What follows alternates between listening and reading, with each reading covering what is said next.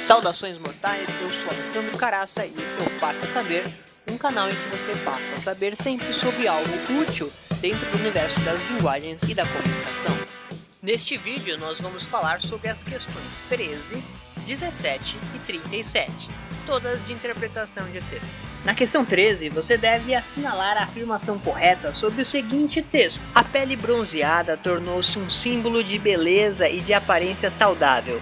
No entanto, para os dermatologistas, é preciso muito cuidado, pois o bronzeado não tem necessariamente relação com saúde.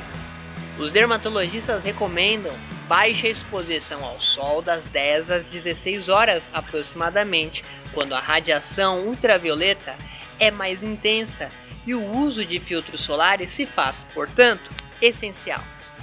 Os raios ultravioleta, UVA e UVB, em doses excessivas, causam vermelhidão, queimaduras, envelhecimento precoce e até podem acarretar a formação de tumores benignos e malignos nos epitélios.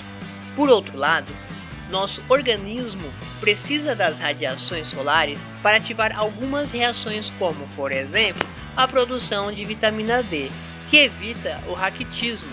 A alternativa A fala sobre os fatores de proteção, FPS, e o texto não fala a respeito, portanto ela não é a alternativa correta. A alternativa C diz que o período das 10 às 16 horas é onde a radiação ultravioleta está menor, enquanto no texto diz que está maior, portanto ela também não é a alternativa correta. A alternativa E fala sobre fibras de colágeno que não aparecem no texto, portanto, somente a alternativa D é a correta. O que nos faz perceber isso é o fato de ela mencionar as deformidades ósseas no esqueleto humano causadas pela deficiência da vitamina D. No texto, isso é demonstrado com a palavra raquitismo, que é evitado com a produção da vitamina D. A questão 17 pede mais uma informação correta sobre o seguinte texto: os turistas que viajam para áreas de risco de contágio de febre amarela, como por exemplo algumas regiões do Brasil e do exterior, devem se vacinar.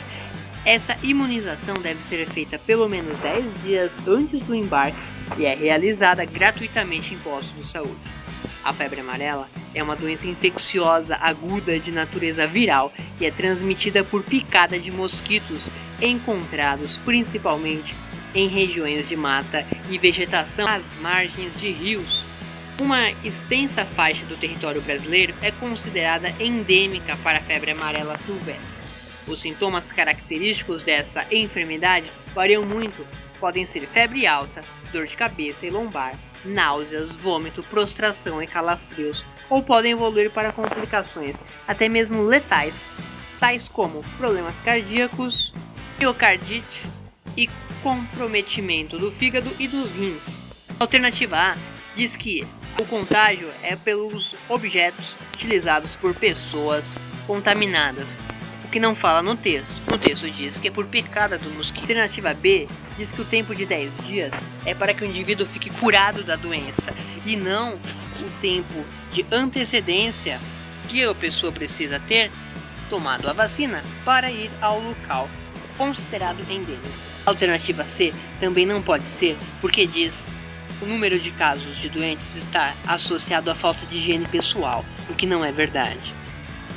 A alternativa D traz uma informação errada ao dizer que o contágio se dá por contato sexual. Portanto, somente a alternativa E é verdadeira, pois trata da ideia de que a única prevenção possível é a eliminação do mosquito transmissor. A questão 37 possui o seguinte texto para nele ser retirada uma informação verdadeira. Nas primeiras décadas do século passado, operários de fábricas brasileiras formaram times de futebol que superaram a função de diversão do operariado. Primeiramente fundados com o apoio dos patrões como um mecanismo de controle do tempo de lazer de seus funcionários, esses times logo se caracterizaram por um perfil mais democrático, em contraste com os padrões da sociedade brasileira de então. Além disso, a reunião proporcionada pelo futebol no ambiente industrial possibilitava a discussão e a mobilização das melhorias das condições de trabalho. A alternativa A não é correta porque no texto não trata o perfil dos operários. do século XX. A alternativa B também está errada, porque os times não eram dirigidos pelos patrões, havia apenas o apoio deles. A alternativa C também está errada, porque no texto não diz que os funcionários reivindicavam direitos trabalhistas. A alternativa D traz uma informação correta em relação ao texto. O momento proporcionado pelo futebol nas fábricas contribuiu para a organização das reivindicações dos operários. E a alternativa E está errada porque não era proibido pelos patrões. Pelo contrário, havia o apoio destes. Não perca os próximos vídeos em que analisaremos as outras questões da ETEC 2017, segundo semestre. Se você gostou, clique em curtir para ajudar na divulgação do canal, em inscrever-se para obter as notificações dos próximos vídeos e compartilhe em suas redes sociais. Até outro momento.